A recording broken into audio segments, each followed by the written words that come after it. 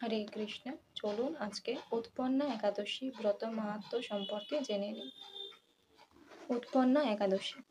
অর্জুন বললেন, হে দেব, অগ্রহায়ণের পুণ্যপ্রদায়ী কৃষ্ণ পক্ষের একাদশীকে কেন উৎপন্না বলা হয় এবং কি জন্যই বা এই একাদশী পরম পবিত্র ও দেবতাদেরও প্রিয় তা জানতে ইচ্ছা করি।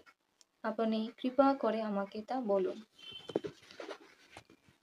শ্রী ভগবান বললেন, হে পৃথাপুত্র, পূর্বে সত্যযুগে মৌর নামে এক দানব ছিল। অদ্ভুত আকৃতি বিশিষ্ট সেই দানবের স্বভাব ছিল অত্যন্ত কোপন। সে দেবতাদেরও ভীতিপ্রদ ছিল।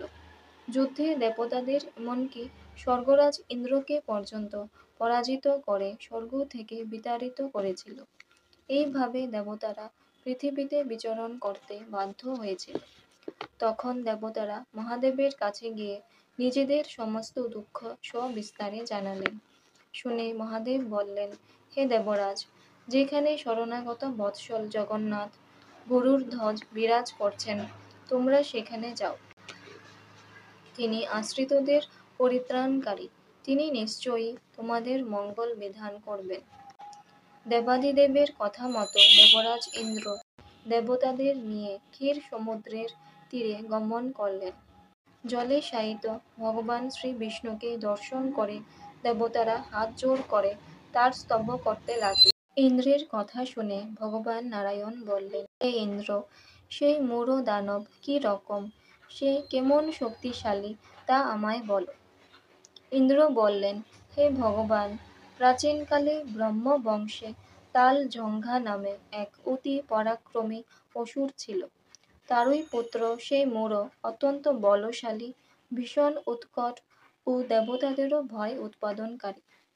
সে চন্দ্রাবতী নামে এক পুরীতে বাস করে। স্বর্গ থেকে আমাদের বিতাড়িত করে তার স্বজাতি কাউকে রাজা, কাউকে অন্যান্য দিকপাল রূপে প্রতিষ্ঠিত করে এখন সে দেবলোক সম্পূর্ণ অধিকার করেছে। তার প্রবল প্রতাপে আজ আমরা পৃথিবীতে বিচরণ করছি। ইন্দ্রের কথা শুনে ভগবান দেবদ্রোহীদের প্রতি অত্যন্ত ক্রোধান্বিত হলেন। তিনি দেবতাদের সঙ্গে চন্দ্রাবতী পুরীতে গেলেন। সেই দৈত্যরাজ শ্রী নারায়ণকে দর্শন করে পুনঃ পুনঃ গর্জন করতে লাগল। দেবতা ও অসুরের মধ্যে তুমুল যুদ্ধ শুরু হয়ে গেল। যুদ্ধে দেবতারা পরাজিত হয়ে এদিক ওদিক পালিয়ে গেল।